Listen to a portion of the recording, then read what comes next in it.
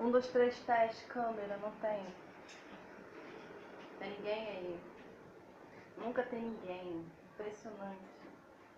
Esse barulho de obra, cessou. Ônibus, tá foda. Enfim.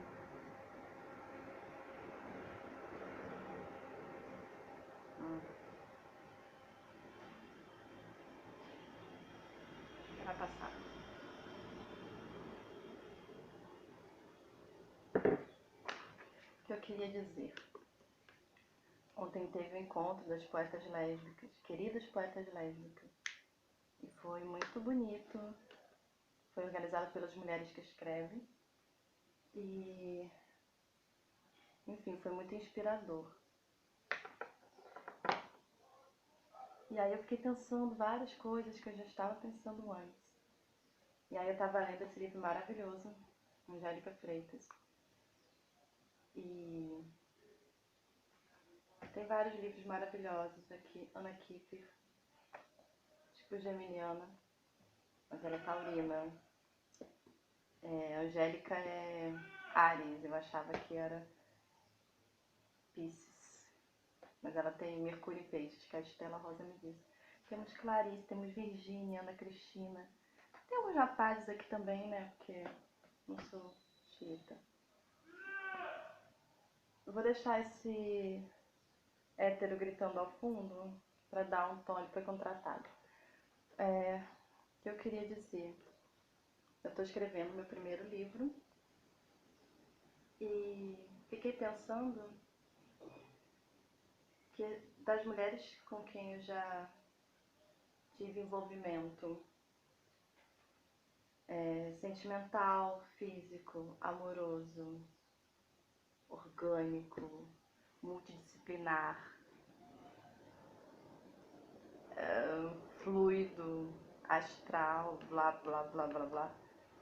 Dessas mulheres com quem eu tive envolvimento na minha vida, foram algumas, tem duas que eu teria algo mais. E aí conversando com uma amiga ontem, ela, algo mais? Assim, eu falei, não. Algo mais, se fosse sexo, não, rolou sexo. Algo mais. Aí ela assim, tipo casar, ter filhos, eu, tipo Rincon, Sapiência, vou deixar esse fundo. Aí eu fiquei, não é isso, por quê? Depois eu volto e termino esse assunto, é só o gancho. Pensando se vai ficar irritante esse fundo. Mas é um vinho orgânico. Fiquei pensando, a gente tem que aumentar a voz, né? Maria Isabel falou isso ontem. São várias etapas de uma mulher que quer escrever. Uma delas, para mim, é o silêncio e a solidão. E aí ela estava falando sobre esse preconceito do mercado editorial com mulheres, que tem uma lista de várias coisas que acontecem. Vou falar bem pertinho aqui. E aí, a Maria Isabel, eu não sei falar sobre o nome dela, Iori, ela falou que, na verdade, para uma mulher escrever, antes dela passar por todos esses preconceitos e sabotagens do mercado editorial, ela precisa passar pelas questões de ser mulher. E aí, de ser mulher lésbica. Então, é aquilo de você ter acesso a coisas que possam, né, te fazer pensar, crescer e refletir, representatividade, visibilidade. E aí, primeiro você passa por tudo isso e depois você vai chegar nisso. Então ela ficou até falando assim, por exemplo, primeiro você, né, tem várias mulheres que escreveram sobre essas questões. Primeiro a gente passa por toda você pensar, né, sobre isso, é você ler um poema. A Angélica Freitas falou que a primeira vez ela leu um livro, ganhou uma coleção e tal, e tinha uma, eu não lembro o que que era, mas era uma coleção de livros assim. E aí quando ela pegou os poemas, ela gostou muito, aí ela começou a fazer igual. Então é você primeiro ter esse acesso, depois você saber que você pode escrever. E aí depois você acreditar nas coisas, você pensar coisas, depois você conseguir expressar, debater com outras pessoas. E às vezes um cara chega e te explica, né? Tem um termo, se minha irmã estivesse aqui, ela sabe melhor isso. Mas que aí vem um cara e fala, não é isso não, é tal coisa, é você. A Maria Isabel falou isso, que é você ou fala, ah, tá, tá. Ou então você fala, oi? Não, olha, o meu ponto, sabe, tem que crescer a voz. Eu sou péssima pra isso, mas eu converso com muita gente que me ajuda a pensar e crescer e estimular. Enfim, aí pensando, algo mais seria casar, ter filhos? Não, por quê? Isso, o texto tá aqui acessível. Olha, tá. Heterossexualidade compulsória e existência lésbica. É um texto de Adrienne Rich. Podia ser da Adri Azevedo, minha amiga, porque ela é uma grande pensadora. E aí, vou deixar aqui. Ah, faltou o livro Amora, porque tá enfeitando outro pedaço da casa. Da. Esqueci o nome dela. Natália Borges Polesso. Só penso Natália Polesso. Vou deixar isso aqui me ajudando a pensar. Então, assim, essa heterossexualidade compulsória significa que é como se, tipo assim, as mulheres e os homens também nascem com papéis sociais que vão se repetindo. Então, às vezes você, calma lá, mulheres, calma lá, mas pense, às vezes você nunca experimentou ficar com uma mulher, você nunca experimentou fazer algo diferente do que você nasceu e foi rotulado, porque simplesmente é uma regra que você acha que é natural, mas não é natural. A gente nasce com várias gavetas como se fossem naturais, mas não são naturais. Por exemplo, estava conversando com uma amiga e ela falou que o filho dela vai fazer 11 anos. Um minuto para o ônibus passar e a gente pensar, não consigo olhar para a câmera, né? Eu preciso trabalhar isso. O filho dela vai fazer 11 anos e pediu para furar as duas orelhas. O pai tem um alargador, a mãe, eu acho que ela tem as duas orelhas furadas. O pai tem um alargador e ia fazer um brinco aqui. E aí o filho falou, ah, eu quero furar também, pai. Furar os dois. Aí na hora que ela me contou isso, eu tive a mesma reação que ela teve conversando com o marido. Que era assim, tipo, nossa, mas 11 anos já vai deixar furar a orelha? Essas coisas que a gente fala, nossa, mas vai pintar a ponta do cabelo, a criança sabe escolher. Aí ela falou, Aline, as meninas saem da maternidade com a orelha furada. A maioria delas. E aí a gente ficou chocada, porque a minha reação, ela falou que foi a mesma, que o marido falou assim, ué, a menina sai já da maternidade? Ele fala assim. Aí ela ficou pensando, caraca, nossa. Então, assim, o tempo inteiro a gente tem que pensar, às vezes até cansa, mas é bom a gente se surpreender e, e refletir sobre isso, porque não é engraçado? Engraçado no sentido de curioso? Porque o menino tem 11 anos, quer furar a orelha, então fura, sabe? Aí depois, porque o pai falou assim, ah, por que vai esperar até o aniversário lá? Eu não sei, porque ele tem 11 anos, ele vai fazer 11 anos. E aí, enfim, gente, as meninas saem da maternidade. Tem uma menina que eu conheço, que teve filho há pouco tempo, e ela falou que estava incomodada, que estava todo mundo, não sabia se era menino ou menina, óbvio, né? Até uns 11 anos. Realmente o corpo é bem. Eu posso estar falando uma grande merda aqui, mas. Né, aquela coisa de torna-se mulher, enfim. Porque quando começa a puberdade que o corpo começa a apresentar coisas mais diferentes. Você vê uma criança de cabelo aqui assim, ou de um cabelo assim maior, né? Um cabelo que não é padronizado como menino, menina. Às vezes até preguiça de falar porque é tão, sei lá. Mas enfim, essa idade, por exemplo, esse menino tem cabelo curto. De uma época que ele usava uma faixinha assim pra segurar a franja e tal. Ele é todo vaidoso, assim. E aí começaram a encher o saco dele na escola. E era mais até as meninas, sabe? Assim. Aí ele parou de usar. Ficou usando só em casa. Olha que saco. Mas ele também tá sendo um menino que recebe várias cartinhas e tal. Então ele tá mais seguro. E tem uma família maravilhosa. Aí outra questão da heterossexualidade compulsória é isso de você representar papéis. Eu não vou achar aqui, mas tem um poema. Abri e tava aqui, não era marcado. Que ontem a Angélica leu e na hora eu não entendi. Aí agora eu entendi. Eu vou ler porque ele é micro. As mulheres são diferentes das mulheres, pois quando as mulheres vão trabalhar, as mulheres ficam em casa, lavando a louça e criam os filhos. Mais tarde chegam as mulheres, estão sempre cansadas, vão ver televisão. E assim, eu vou falar de novo dessa minha amiga, né? Capricorniana, muito querida.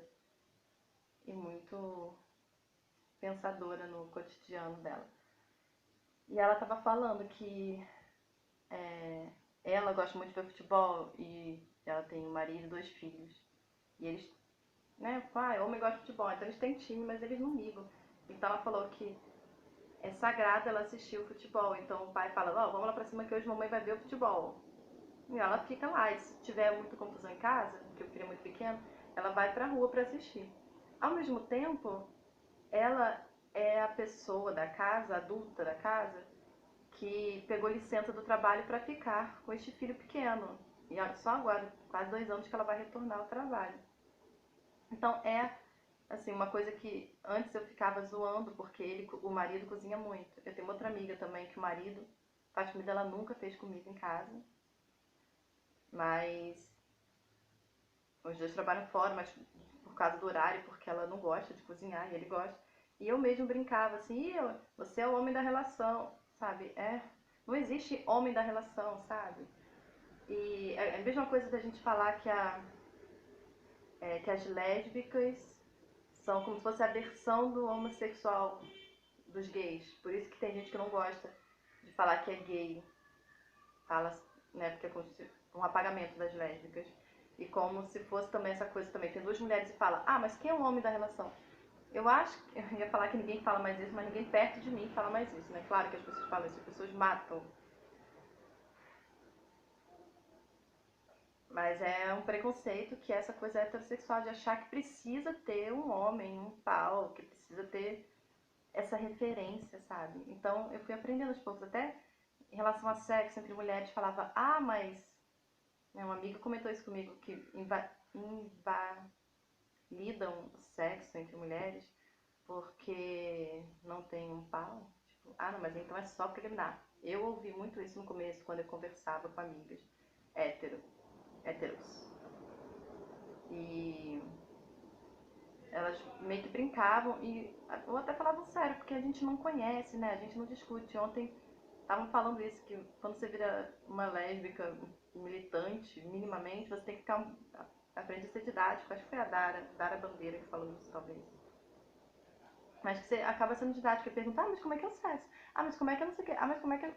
Porque a gente não tem representatividade em cinema, em literatura. Então, eu lendo esse livro aqui, eu fico assim, chocada. Eu lendo o livro da Ana Kiefer, da Ana Cristina César, quando falam de mulher, ainda que eu não saiba se elas estão dizendo como mulheres, ou às vezes parece que sim, e todo o livro, Amor, e o meu livro, eu espero que 90% dê a entender e seja uma forma das pessoas lerem. Queria muito, sabe, que adolescentes, na época que eu lia muito, mais do que eu leio hoje, muito mais, abrisse e falasse, caramba, isso. Porque falta, né? As mulheres que escrevem, que é essa coletiva, me encomendou um texto para o mês da visibilidade lésbica.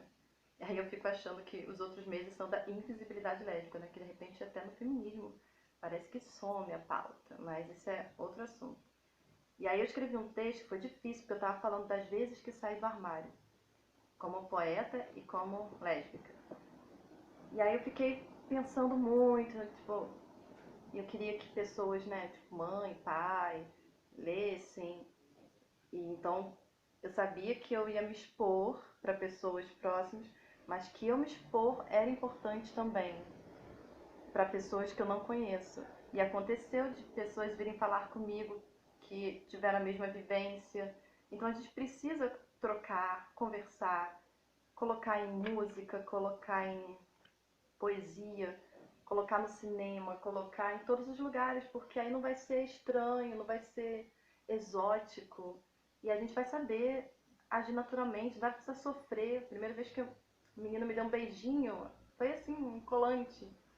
Eu chorei, eu lembro, foi na quina. Eu tenho memória péssima, mas eu lembro. Foi a menina que eu vi namorar, foi a primeira pessoa que eu namorei na vida, a primeira pessoa que eu tive experiências sexuais efetivamente. E por muito tempo eu não considerei que eu perdi minha virgindade com essa menina, porque eu namorei um garoto depois. Eu achava absurdo eu gostar de mulher. E aí, depois de um tempo, olha como é louco, né? Depois de um tempo que eu pensei, nossa, não. Eu achava até que eu era assim, nossa, perdi a virgindade velha. E aí depois eu falei, não, eu tinha, sei lá, 17, não lembro. E muito louco, né? Hoje em dia somos grandes amigas. E ela é maravilhosa. Ela até escreveu isso aqui pra mim, ó, no marcador. Domadora de leões, desejo que seja feliz e que espalhe doçura e palavras por aí. Te amo, feliz aniversário. Jo. Enfim, várias questões. Essa minha amiga falou que ela namorava, a gente morava em Cabo Frio, ela namorava uma menina que morava no Rio. Era o contrário, né? E aí quando a garota ligava, ela tinha que mudar o nome dela, como se fosse um nome masculino. Aí chamava por um apelido unissex, pra poder as pessoas dar atenção, não saberem que era uma mulher. Ai, gente, é cada coisa que a gente passa. E quando a gente superou tudo, né? Estamos aqui nesse momento. Depois de família, questão de família, tem amiga que a mãe ficou doente, teve câncer e falou que ela que tinha feito isso. Hoje em dia todo mundo se dá bem, mas é foda, a gente passa por questões muito difíceis. Nem sei mais se tá filmando, já viajei, até esqueci. Porque quando a gente abre o coração mesmo para falar sobre isso, bate forte o tambor. Eu sou aqui escrevendo o meu primeiro livro, por isso que estou indagando milhões de coisas. Porque eu faço questão de explicitar o amor e o desejo e a vivência lésbica, a existência lésbica, por todas nós. Cassandra Rios foi a mulher, a escritora barra escritor que mais vendeu livros na década de 70 e foi a mais censurada também, porque era sapatão, caminhoneira, siga bem caminhoneira Shell. E falava claramente, tem um livro, eu sou uma lésbica, eu fico assim, eu não sei se uma parte do meu livro eu vou colocar Diário de uma escritora lésbica. Dentro do livro eu fico, ai, vou botar lésbica. Cara, Cassandra botou, sou uma lésbica. Então, foda, né? Palmas, Cassandra, maravilhosa. E o que eu ia dizer? Que existem várias existências. Não só essa de casar e de ter filhos. Eu tenho uma amiga que estava conversando comigo por causa de um certo motivo. E aí ela falou, Aline, você acha que eu chego em casa, vou até meu marido, dou um selinho nele. Oi, querido, tudo bom? E vou, sabe? Não é esse padrãozinho margarina, mas pode ser também, mas não é a única vivência e ela não é a vivência, isso que é importante, a vivência heterossexual, essa norma heterossexual, não é a única e não é a principal. São várias vivências possíveis, múltiplas, infinitas. E elas coexistem, não é? Ah, heterossexualidade, aí aqui tem homossexualidade, dentro da homossexualidade dos caras tem as lésbicas. Enfim, mil coisas. Tem uma amiga que tem. Ela divide casa. São 2 quartos a casa. Um quarto mora ela e a namorada. No outro quarto mora a amiga, que é ex-namorada dela. Se dão bem demais. As mulheres não são competitivas, sabe? Como diziam por aí. Graças às deusas estão. Esse assunto tem sido falado mais. E aí, ela tem essa namorada, mas ela tem uma outra namorada. E onde mora essa outra namorada? Com o marido. Então, assim, é um casal, um homem e uma mulher, que tem uma vivência de, não sei se é poliamor, amor livre, mas enfim, que permite outras pessoas, vez ou outra. Então, elas se encontraram, só que cada uma mora com uma pessoa, uma mora com uma mulher, uma mora com um homem. E essa minha amiga, Leonina, né, tem uma outra namorada. Então, gente, são várias vivências, né? Um dia eu chego lá, me sonho. E tudo isso para dizer que quando eu digo que tinham 2 mulheres na minha vida, eu namorei muitas mulheres, tive casinhos, dessas mulheres todas que eu me envolvi, admirei, algumas ainda admiro, outras não. Mas dessas mulheres, 2, eu queria, nem eu queria, eu terei algo mais, assim. E o que é esse algo mais? Não é casar, ter filho, não que isso não seja, sabe? Seriam lindas mães, grávidas lindas. Sonhei com uma amiga grávida hoje, que está grávida e que eu já fui interessada por ela, assim, de forma mais, não só de como amiga, mas sonhei com essa gravidez e acho que acordei pensando nisso. E o que eu fiquei pensando? Como a nossa sociedade não é matriarcal se é o útero que carrega e descarrega a humanidade? Como? Não é mesmo? E outra coisa, deixa eu ver se eu acho aqui que eu li. Ah, eu marquei. Dobradinho. Sobre a Argentina, Angélica Freitas escreveu. Quando é muito pensado e alguém pode dizer que voltei feminista da Argentina. Ou será que eu tive muito tempo para pensar nessas coisas que ninguém quer pensar? Que é melhor que não se pense em nada e que os churrascos sejam machos e que as saladas são fêmeas. A verdade é que eu não voltei da Argentina. São vários questionamentos. Então, assim, tem duas mulheres na minha vida que eu teria outras conexões. Tenho vontade de ter outras conexões. E não por acaso, porque né, não existem coincidências, mas um poema que dá título ao meu livro, eu escrevi para uma dessas mulheres e a outra nomeou esse poema, porque eu postei esse poema no Instagram com uma foto e ela fez o comentário e disse: adorei esse poema, uma primavera febril. E eu, primavera febril, que bonito. Quem deu esse título foi essa outra menina, mulher. Eram meninas, agora são mulheres. Eram garotas. Garotas não resistem aos seus mistérios. Não gosto de mistério. Enfim, as duas mulheres que eu teria algo mais aí na vida. Outras conexões. Uma foi a inspiração para o poema de título do livro e a outra deu o título deste poema e do livro. Ó, tudo no universo. E vamos pensar e conversar com as pessoas sobre tudo isso, porque é na existência que a gente resiste. E existe, vamos beijar na rua, mas cuidado, meu bem, há perigo na esquina. Eles não venceram, mas é preciso estar atenta e forte para beijar sua irmã e abraçar sua menina na rua. É que se fez o seu braço, seu lábio, a sua voz, um brinde.